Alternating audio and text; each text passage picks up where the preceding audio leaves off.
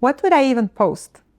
That question kept me frozen for months. And I didn't have that Maldives vacation. I didn't have a picture perfect apartment, no dramatic transformation story or luxury lifestyle. But I had my home office. I had a coffee machine in my ordinary kitchen. I had my weekends when I would go to yoga and I would spend time with my family and friends. And I thought, well, who would want to watch that? And then I posted something ordinary just to try. I posted my morning routine with my meditation, and it's nothing special. But then it got so many more replies, and people were commenting like, okay, this is so relatable. I feel like, I'm watching myself, because people didn't want the polish. That just clicked for me. People didn't want that perfect picture. They didn't want something aspirational. They just wanted something ordinary. You meditate, you have your coffee, you journal. You want to see someone like you. So today, I'm going to share with you what I discovered about content and where content ideas come from, and why, if you think your life is boring, it's actually not true, because people are looking for that.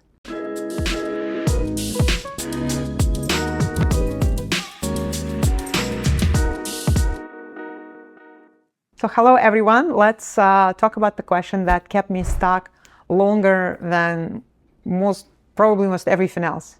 And it wasn't, okay, what if I fail, or how do I grow? The question was, what would I even post?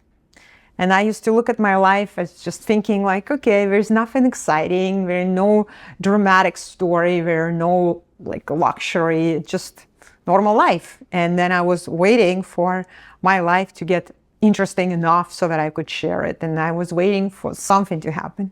But then I realized that I actually was waiting for the wrong thing. So here's what I discovered, Science Fan, is that the women who think that, oh, I have nothing to post, they usually have the most to post, because we're living a life that millions of other women can relate to. The 9 to 5, the commute to work, that exhaustion, the dreams that they keep pushing to someday, maybe building something on the side while they barely have time and energy to do that. And that is what people want to see now. Not some fancy influencer hanging out in the Maldives, not this fancy apartment tour, not the income screenshot. People are exhausted by that. They scroll past it. They don't trust it. And what actually stops them is, oh, this is someone like me. This is someone who's living a life like mine. This is someone who's showing what's possible from where I actually am. And so the polished, the perfect content that used to work, it's still working, but it's working less now. Especially younger audiences actively distrust it. They see that perfect video with perfect makeup and they think, okay, that's an ad, fake, skip. And what they trust, real lighting, real kitchen, real voices that haven't been perfected. Someone in the middle of figuring it out. And not someone who just shows that this is the finish line, I have arrived. And that is what's growing now. So most women don't realize that they have exactly what the algorithm wants. So let's talk about it today. I'm going to share with you why this interesting life myth is completely backwards, and what actually happened to create this ordinary trend. We're going to talk about the red thread concept, and how journeys become followable content, and how to create content almost from nothing, just 5 minutes, and even your face is not required, and the actual places where you can get endless content ideas. So by the end of this podcast, you're going to see your life differently, and I promise you, it's going to be amazing. So let's start. Let's bust the myth that kept me stuck for so long. I thought I needed this special, interesting life to create content.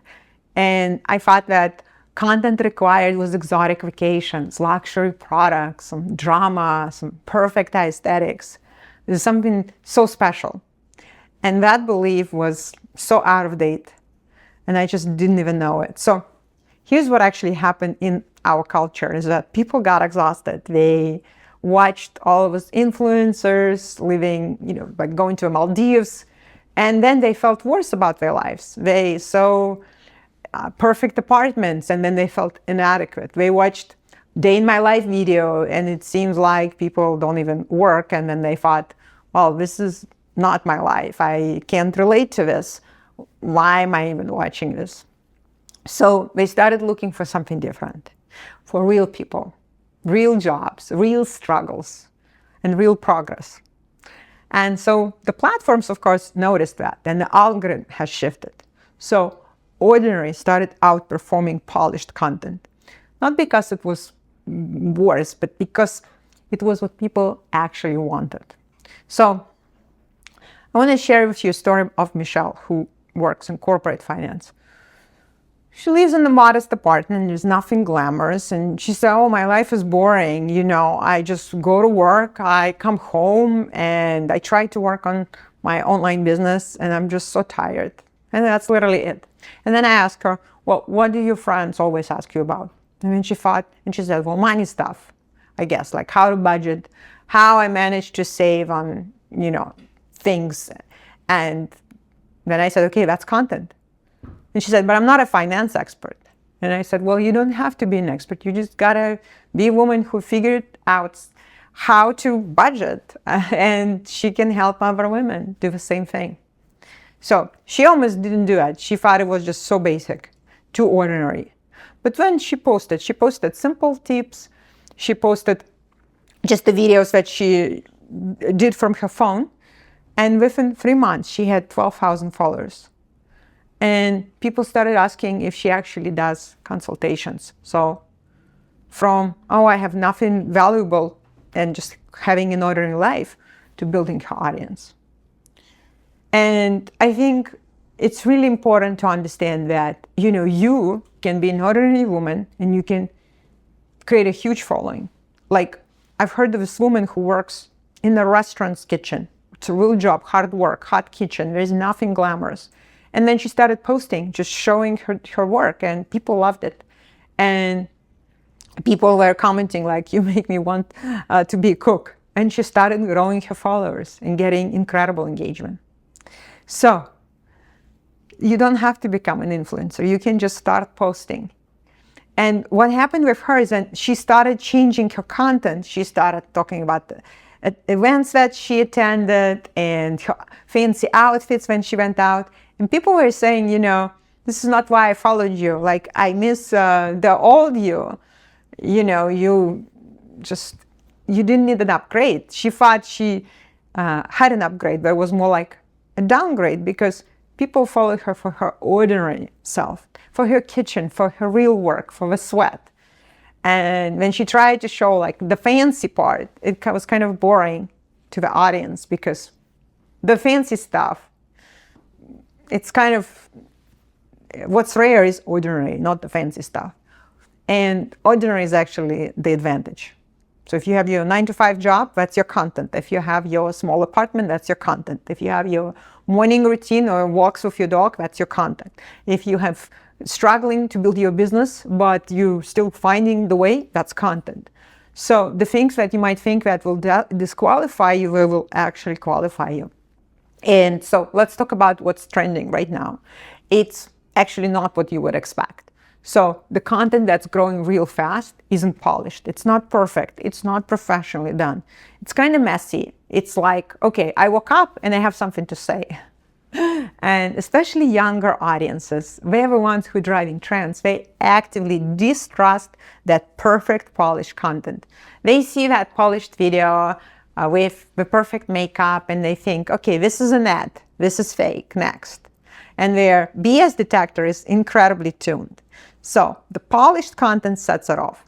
And some content creators, they have figured out, they intentionally make content look more casual and maybe slightly shaky camera, maybe natural lighting, even if it's not perfect. So no fancy editing, raw audio. And not because they can't do it better, but because so-called worse or not as professional performs better. And people watch it longer when it feels authentic, when it feels like, it's a friend talking. It's not just this brand performing. And here's another story I want to share of Lauren, who's a flight attendant. And she was thinking like, okay, well, who would care about her job? It's just, she said, it's just work. I just serve drinks and food. I deal with turbulence. I tell people to put on their seatbelts. It's kind of boring. And then I ask, well, have you ever been on the flight and wondered what the crew was actually thinking and what happens behind the scenes and what they notice about passengers? And then she laughed and she said, oh my gosh, all the time, passengers would die if they knew what we talk about. Well, that is content. So the stuff that you think is boring about your job, people who've never done your job, they're going to be fascinated by it. And first she was like, okay, that's just too ordinary. Like, who cares?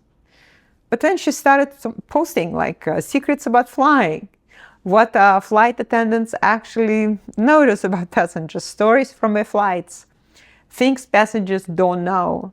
And she just started shooting on her phone, making those videos and creating reels, and started growing her following. So her ordinary job, the one that she almost didn't post anything about, it became this extraordinary content because most people have never done it. Like, what's boring to her was fascinating to other people.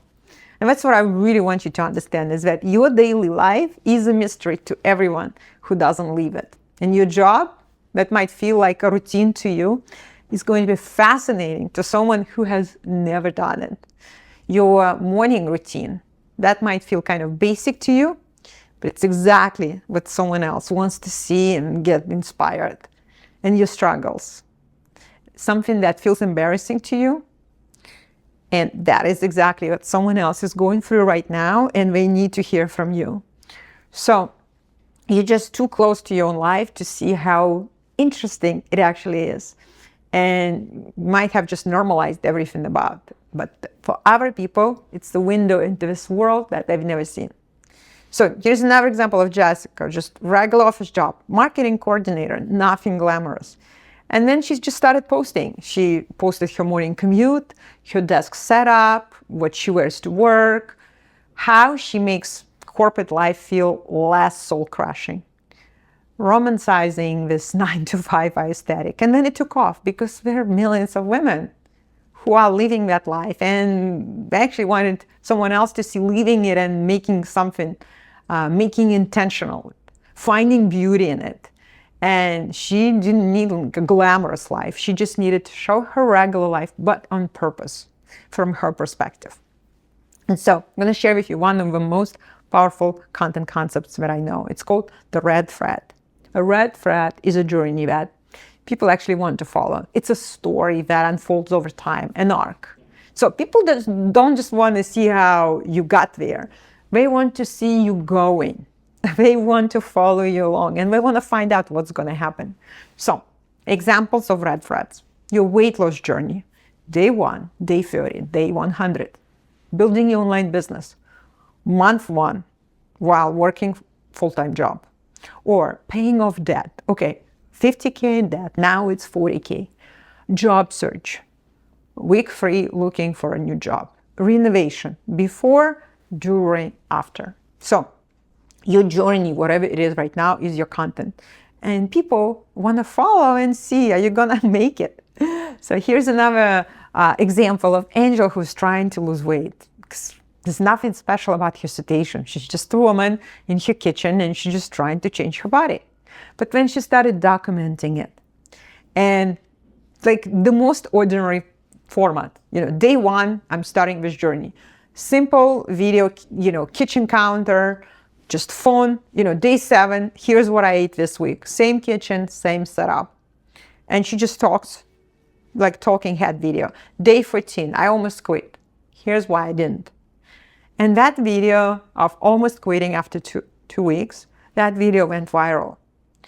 People were invested. They've been watching. They wanted her to succeed. They wanted to see, like, is she gonna make it? And when she almost stopped, they felt it. And that's how she built her followers. Not because her tips were extraordinary or revolutionary. Not because her kitchen was most beautiful or she had this special knowledge. But people wanted to follow her journey. So We wanted to see what's going to happen next. So here's what makes this red thread so powerful. People feel connected to someone that they've been following over a period of time. So they check in back, they root for you, they feel like they know you. And of course, when you eventually, have something to sell, it's your product, it's your program, it's your service, they already invested. They already like you, know you, and trust you. You're not a stranger trying to sell them something. Now you're someone they've been watching. You're someone they trust. Someone they want to see win. So here's another example. So Amanda, she was building her coaching business while she still had her HR job.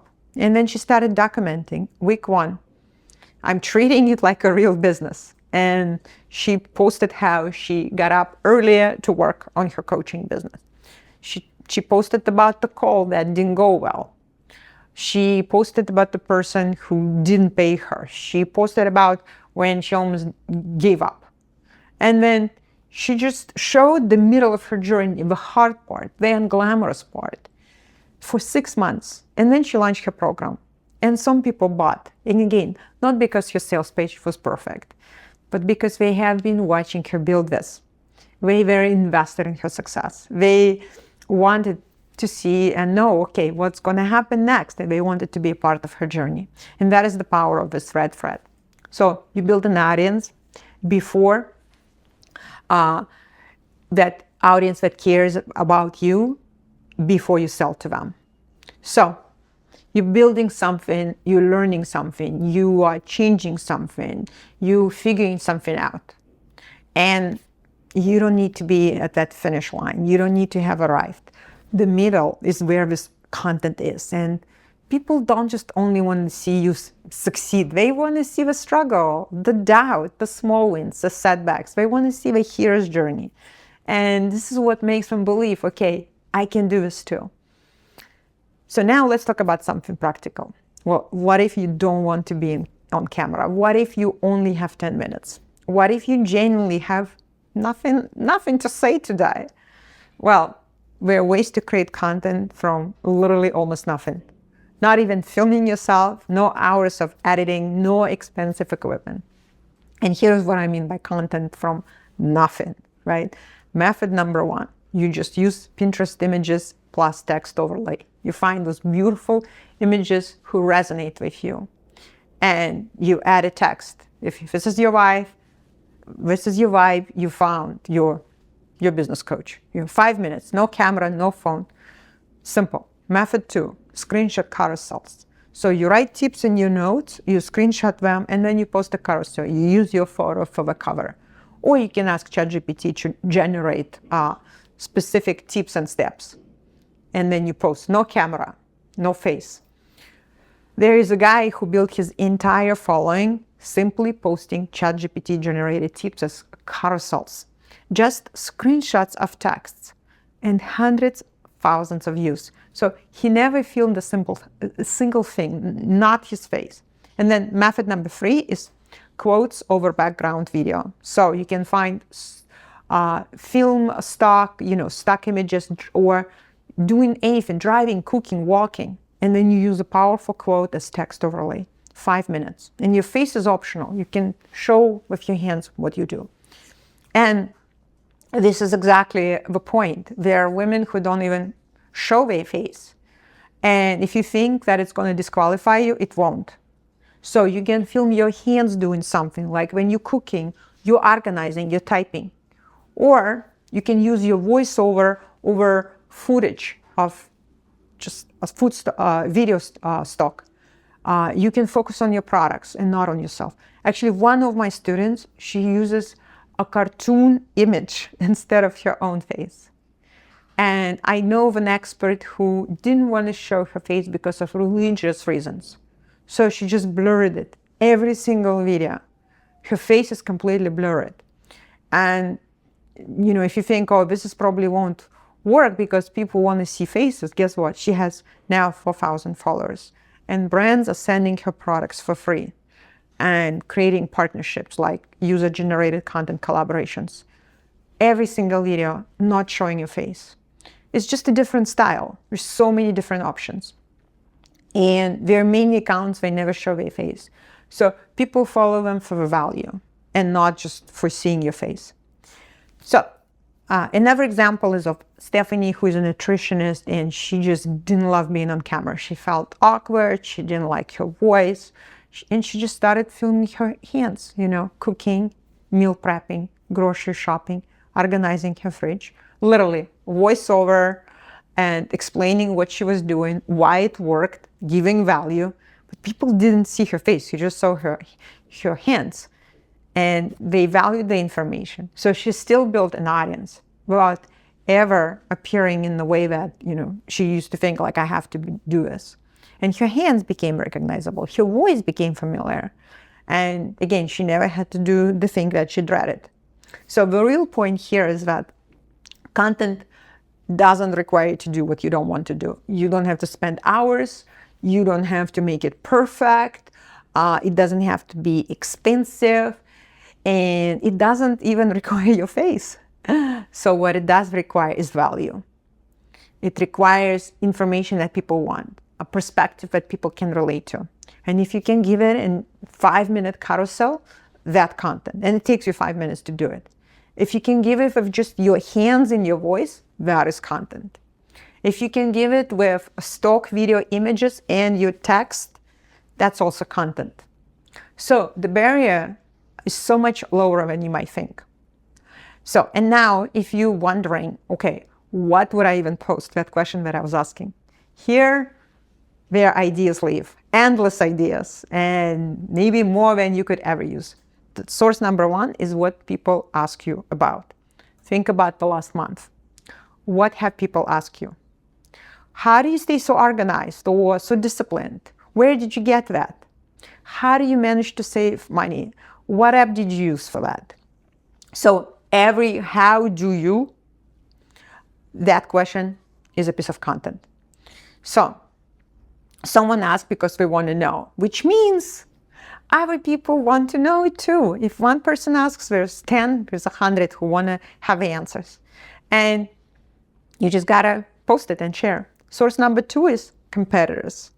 So find people who are in your niche and look what's performing well.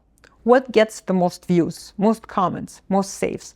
And that tells you what the audience wants right now. And then you make your own version. So you're not copying it. It's going to be your energy, your personality, but you're going to cover the same topic with your angle, your story, your experience.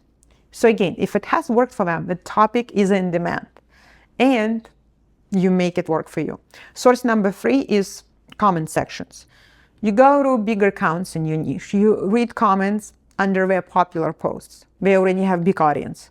And people literally tell you their problems, their questions, their dreams and desires. I wish someone would explain to me, or does anyone else struggle with this? Or how do you deal with this? Those are content ideas. And they just hand it to you for free. And you can literally have an entire month of content from just spending 20 minutes reading comments on someone else's post that got a lot of comments. And people will tell you exactly what they need. And then source number four, hot topics that always work. There are some topics that will always generate engagement because just people always have opinions. Okay, it's going to be money, whether it's budgeting, saving, spending, investing. It's going to be relationships, boundaries, communication, dating, health, energy, fitness, mental health, career, right? Corporate life, quitting 9 to 5, building your own business, having that work-life balance, parenting, different approaches, debates, what works, what doesn't. So take any of this, you add your perspective, and then you have content that will get engagement. So these topics never run dry. And then source number 5 is comparisons, because people love comparison content because it's easy to consume and it sparks a conversation. Morning routine that drains you versus morning routine that energizes you. People can be the same. Woman who protects her time and energy, woman who says yes to everything. Employee mindset versus business owner mindset. So I know of a woman who built her entire following based on just this one format, comparison content. She started with 200 followers. She made this woman versus that woman videos. And how this woman stirs her coffee versus how this woman stirs her coffee. That's simple.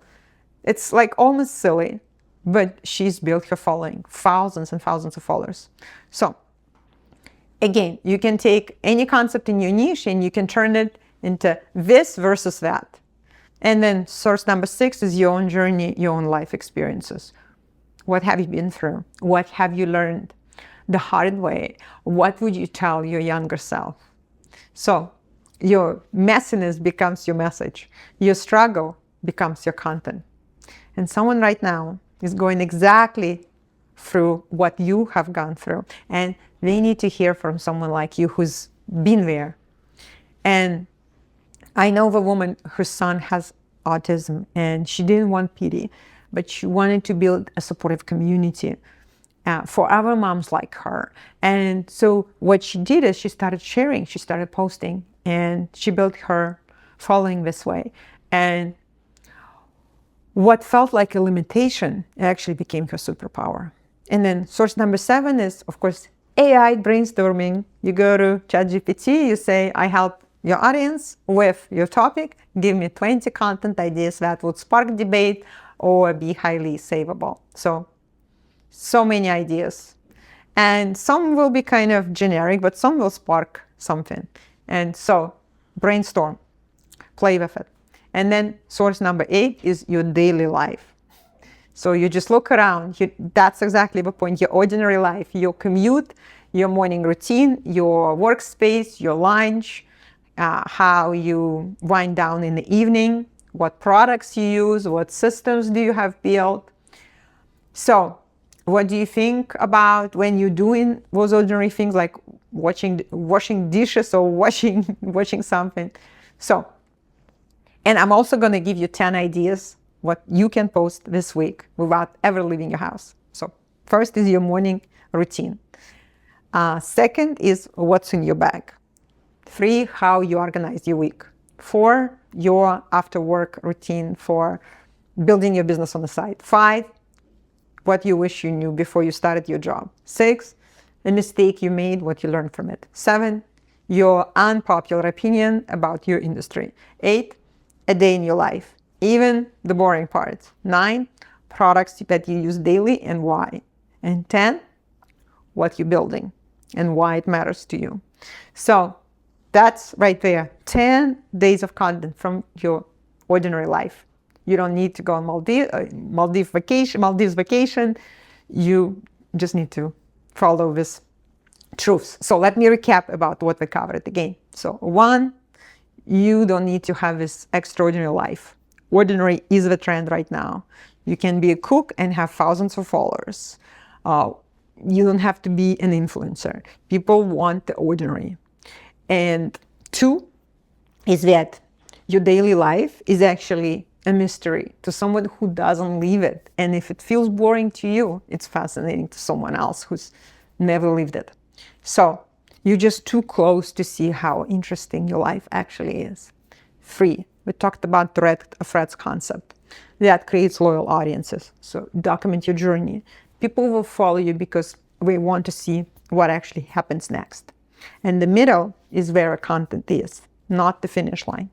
4, your content doesn't require, hours or your energy, your time, even your face.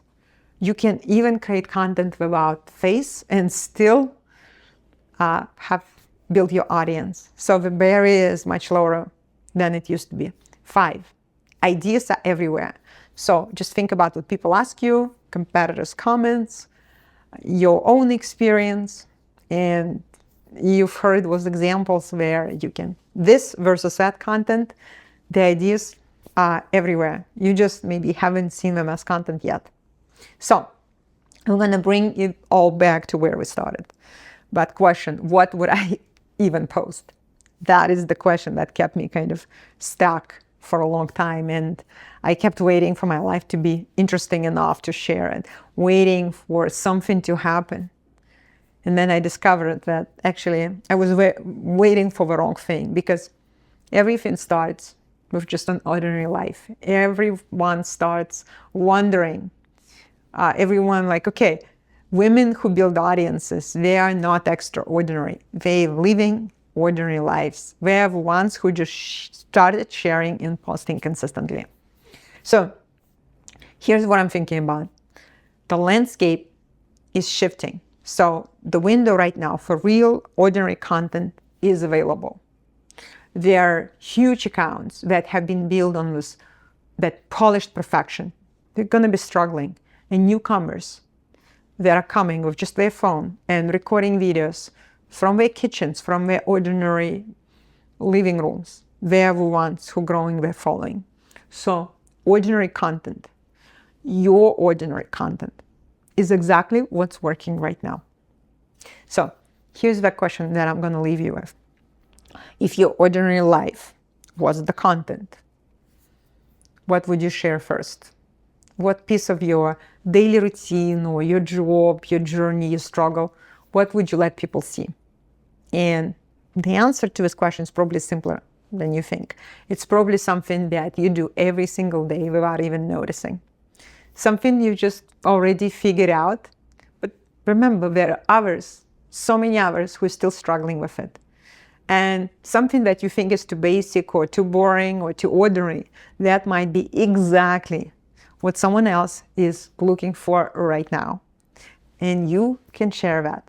So if you've been watching, listening this, and you start seeing your life differently, if you're realizing that you actually do have some things to share, if you're ready to stop waiting for your life to get interesting and you start creating from exactly where you are, then I invite you to my upcoming 3-day live free intensive called Make Your First Money Online. So this is where we're going to dive in, and I'm going to share my entire step-by-step process for how to get started, exactly how to create content without spending much time, energy, and effort, even while you're working full-time, without making it so hard on yourself and forcing yourself to do the things you don't want to do.